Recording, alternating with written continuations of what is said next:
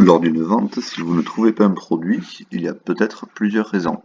Première raison, vous n'appelez pas le produit de la même manière que celui qui l'a réceptionné.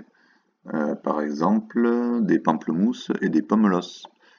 Donc lors d'une réception, c'est bien de mettre pamplemousse pommelos, comme ça, suivant la façon d'appeler des uns et des autres, on peut trouver le produit. Si, donc ça c'est une raison. Si vous ne le trouvez pas en tapant pamplemousse, alors là, mais là c'est le cas, pamplemousse pommelos, il existe. Si par exemple, par contre vous ne le trouvez pas, eh bien, il va falloir regarder dans toute la liste de tous les produits s'il n'y a pas quelque chose qui peut y correspondre du même fournisseur. Deuxième raison pour que le produit ne ressorte pas, c'est que soit la réception n'a pas été faite et que le produit a été mis en rayon avant que la réception soit faite, soit que le stock est à zéro ou en négatif, et dans ce cas, il va falloir le corriger. Donc imaginons que nous avons des petits pois de chez Grains de Folie. Donc on cherche des petits pois, petits oignons, des petits pois, carottes, c'est pas cela, ça c'est de chez Mima. De chez Grains de Folie, je les ai pas. Alors on va aller voir dans la réception si le produit existe. Donc on va aller chercher Grains de Folie. On va aller chercher le produit. Et on nous dit ici que le produit petit pois, c'est classé par ordre alphabétique ici, petit pois n'existe pas, ça veut dire que les petits pois ont été mis en rayon avant que la réception soit faite, donc il va falloir faire la réception.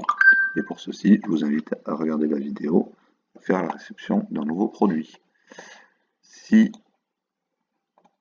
je suis parti trop loin dans les ventes, si c'est un produit avec un stock négatif, alors par exemple les avocats, donc ici on me dit que avocat n'existe pas, alors que je suis à peu près sûr que ça a déjà été renseigné. Je vais aller dans la réception.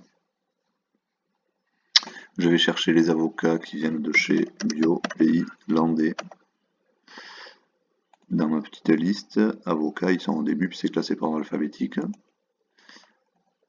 Prix en cours 1 €. Le stock actuel, il est vide, donc c'est pour ça qu'il ne ressortent pas dans ma liste de produits à la vente. Pour modifier ici, si on essaie de modifier, là on va me dire qu'il y a une erreur parce qu'on n'a pas le droit de toucher à ces deux cases. Pour modifier le stock, on va renseigner le stock mis à jour, donc on va aller compter dans les rayons le nombre d'avocats, donc il en reste 13 par exemple. Et il faut absolument ici mettre le prix mis à jour. S'il n'a pas bougé, on le remet à 1 €. Si on laisse vide ici, le prix en cours va s'actualiser et se mettre à 0 puisqu'on a laissé la case vide. Donc ça veut dire qu'on vendra les avocats à 0 €. Ça veut dire que l'épicerie va perdre les sous et c'est pas bien. Quand on a fait ça, on peut valider. On attend que le script fasse son job. Et on revient sur la page réception. On peut juste contrôler, on est toujours chez Bio Pays Landais, que les avocats, il y en a bien 13. Et donc là, on peut repartir dans les ventes. On peut aller chercher les avocats.